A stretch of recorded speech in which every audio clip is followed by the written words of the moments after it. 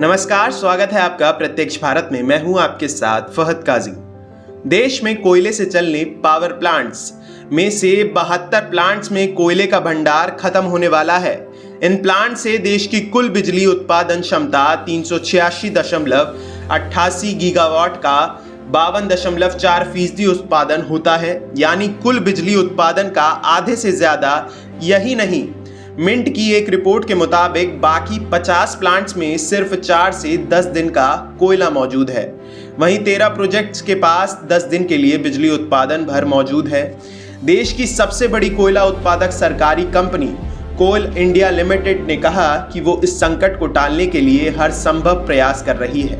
ऐसे में सवाल ये है कि आखिर दुनिया के दूसरे सबसे बड़े उत्पादक देश में कोयले की सप्लाई में समस्या कैसे आ गई। आइए समझते हैं। देश के बिजली संयंत्रों में कोयला संकट के लिए कई कारण हैं। पहले कि अंतर्राष्ट्रीय स्तर पर कोयले कीमती बढ़ते रहती है और स्थानीय कोयले की मांग में इजाफा हुआ है। बिजली की मांग भी बढ़ने से भी कोयले की मांग है पिछले कुछ महीनों में ये काफी तेजी से बढ़ी है। कहा जा सकता है कि अप्रैल मई में कोरोना वायरस की दूसरी लहर के चलते आय व्यवधान के बाद बड़ी मांग के चलते ऐसा हुआ है।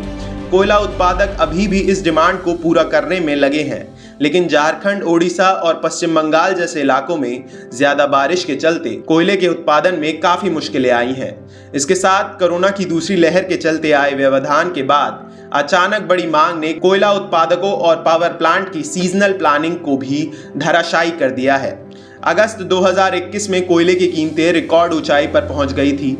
IMF के मुताबिक अगस्त 2019 में उसका कोल प्राइस इंडेक्स 95.41 था, जो अगस्त 2020 में गिरकर 69.45 हो गया। लेकिन साल के दरमियान ही अगस्त 2021 में तेजी से बढ़कर 231.34 हो गया। एशिया में कोयले की कीमतें रिकॉर्ड ऊंचाई पर हैं। कोरोना के बाद अर्थव्यवस्था खुल रही है और बिजली की मांग भी लगातार बढ़ रही है। चीन में बिजली संकट के चलते भी ईंधन की वैश्विक मांग में इजाफा हुआ है।